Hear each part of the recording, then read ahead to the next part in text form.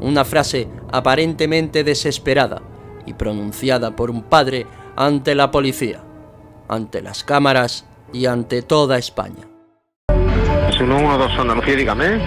Sí, mira, estoy en Córdoba capital, quería denunciar que no encuentro a mi hijo, uno de 2 años y otro de 6, aquí en el parque que hay enfrente de la ciudad de los niños. ¿Qué ocurre con los menores? Que no los encuentro. Que los ha perdido, ¿de acuerdo? Es usted el padre, ¿no? Exactamente. De acuerdo, mire, le voy a tomar nota, tranquilícese, vamos a ver, ¿en qué provincia se encuentra? Me dijo aquí en Córdoba. ¿Córdoba capital o algún pueblo? No, en Córdoba capital. Córdoba capital, de acuerdo. ¿Qué tienen? ¿Qué edades tienen? El niño tiene 2 años, la niña 6. ¿Cómo se llaman? José y Ruth. Y Ruth. ¿Apellidos? Bretón. ¿Perdón? Bretón. ¿Están bien ellos? ¿Necesitan asistencia médica? ¿Están en tratamiento o algo? No.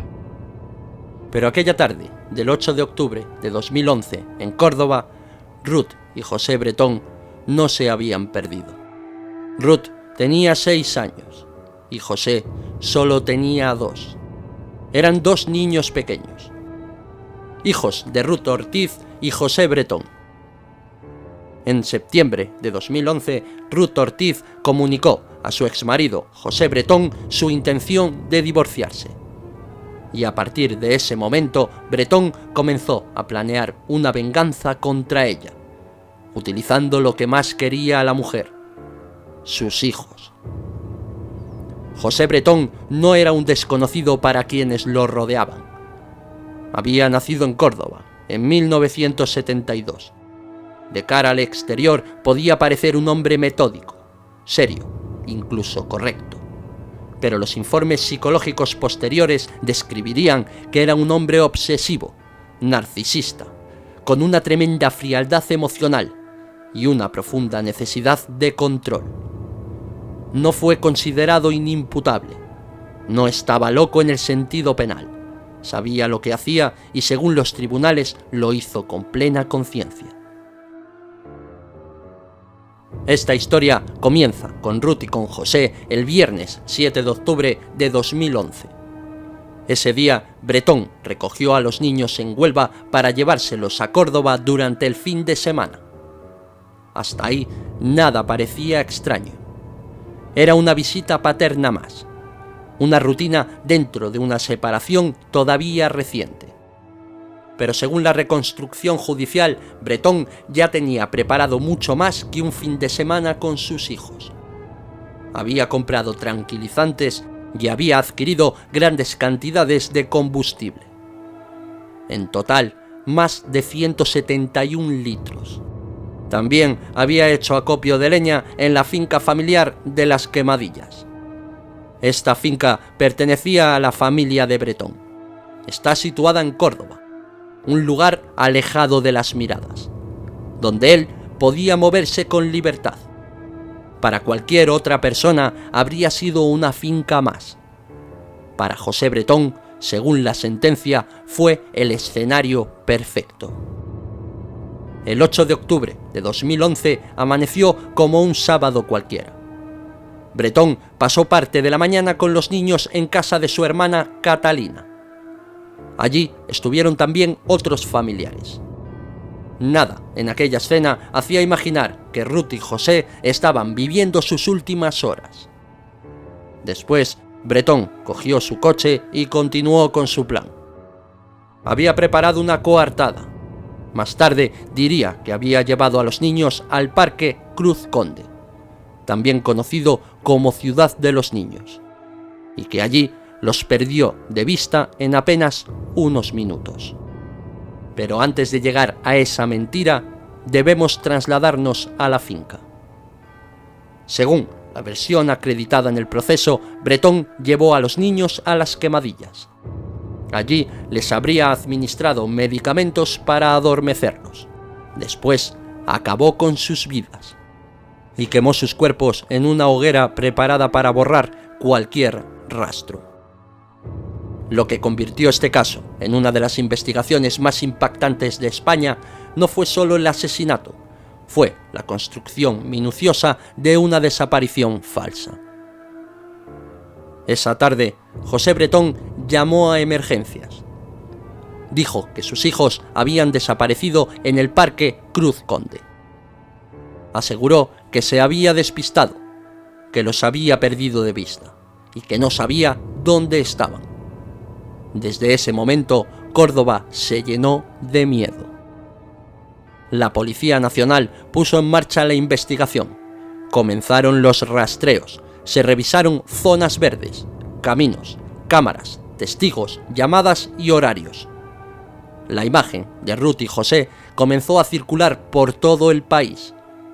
2 niños pequeños, 2 hermanos, desaparecidos supuestamente en un parque. España entera empezó a preguntarse cómo podían desaparecer 2 menores en un lugar público sin que nadie viera nada. La historia de Bretón parecía demasiado frágil. Los horarios no cuadraban.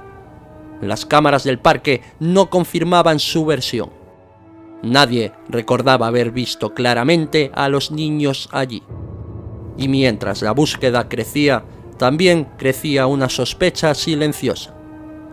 Quizá Ruth y José nunca habían estado en ese parque. La madre de los niños, Ruth Ortiz, lo comprendió muy pronto. En declaraciones posteriores, ella explicaría que cuando José le comunicó la desaparición de los niños, sintió que no volvería a verlos más.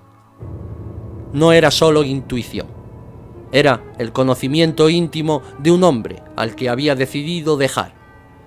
Era el miedo de una madre que, de pronto, entendía que la separación podía haberse convertido en una venganza. Durante los primeros días, la investigación trabajó con varias hipótesis: desaparición accidental, secuestro, una fuga imposible. Pero todas estas acababan chocando contra el mismo muro: el relato del padre. Bretón era el último adulto que había estado con los niños, y Bretón era quien decía haberlos perdido. Él era quien marcaba los tiempos, y poco a poco comenzó a ser observado no como un padre desesperado, sino como un sospechoso. La policía, entonces, decidió investigarlo. Llegó a registrar la finca de las Quemadillas, y allí encontraron restos de una hoguera, cenizas, material calcinado y fragmentos óseos. Pero en ese primer momento ocurrió uno de los errores más graves y polémicos del caso. Un informe inicial de la policía científica descartó que aquellos restos fuesen humanos y se los atribuyó a animales, concretamente a roedores y pequeños carnívoros. Ese error retrasó durante meses la resolución definitiva de este crimen. Y aquí el caso se volvió todavía más angustioso, porque mientras Ruth Ortiz seguía buscando a sus hijos, la verdad podía haber estado desde el primer momento en aquella finca. La búsqueda continuó durante semanas. Hubo batidas, declaraciones, análisis telefónicos, reconstrucciones de los hechos y una presión mediática enorme. Finalmente, José Bretón fue detenido y enviado a prisión preventiva. Fue acusado formalmente por la desaparición de los menores y por la simulación de un delito. Pero faltaba algo decisivo: demostrar que Ruth y José no estaban desaparecidos, demostrar que habían sido asesinados y demostrar que los restos óseos de las Quemadillas eran suyos. Entonces entró en escena una figura clave: el antropólogo forense Francisco Echeverría.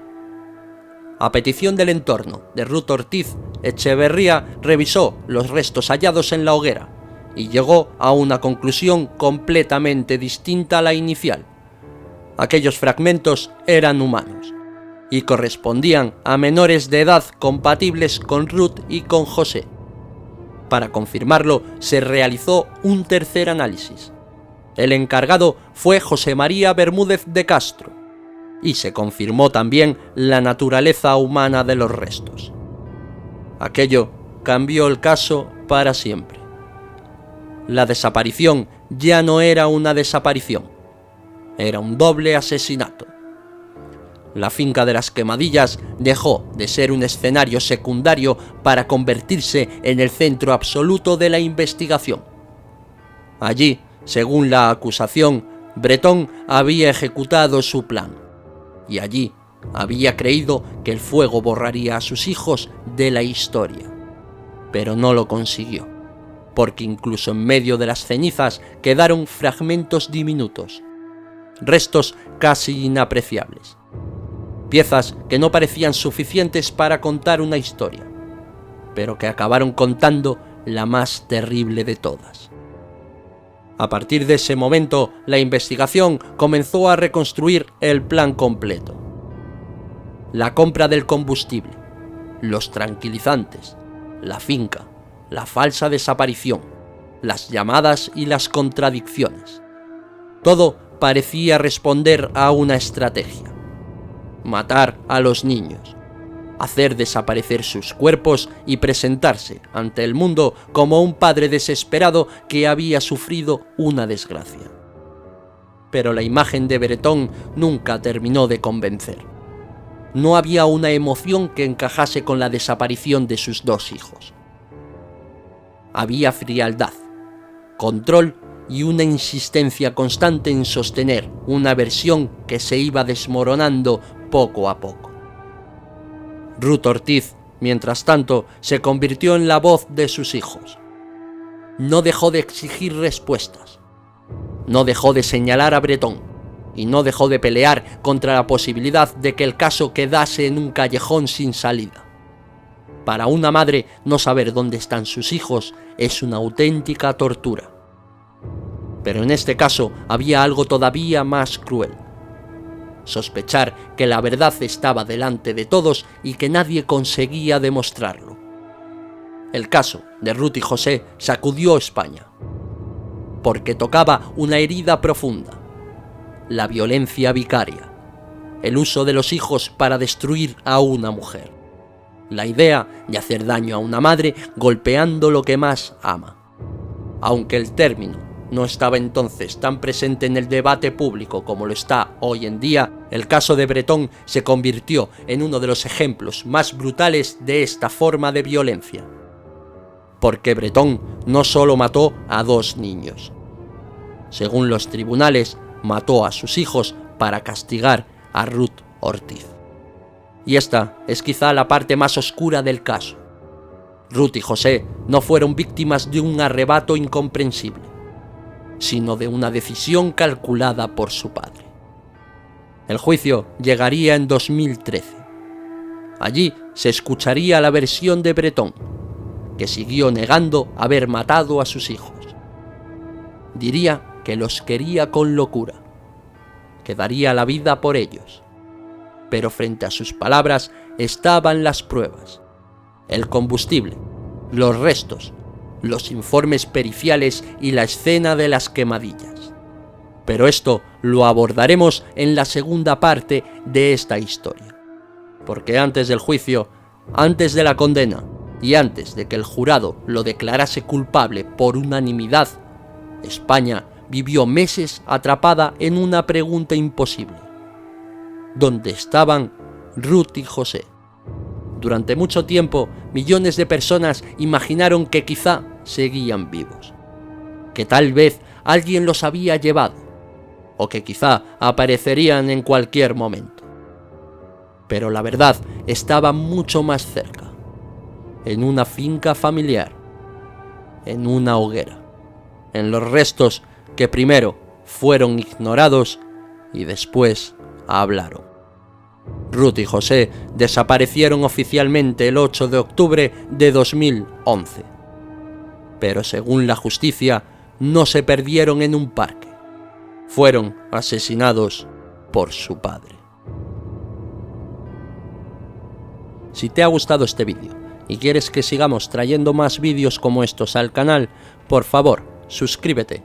Dale al botón de me gusta y deja en la caja de comentarios qué otros crímenes quieres que tratemos aquí en el canal. Muchas gracias por quedarte hasta el final. Esto es Real Crimen y nos vemos en el siguiente vídeo.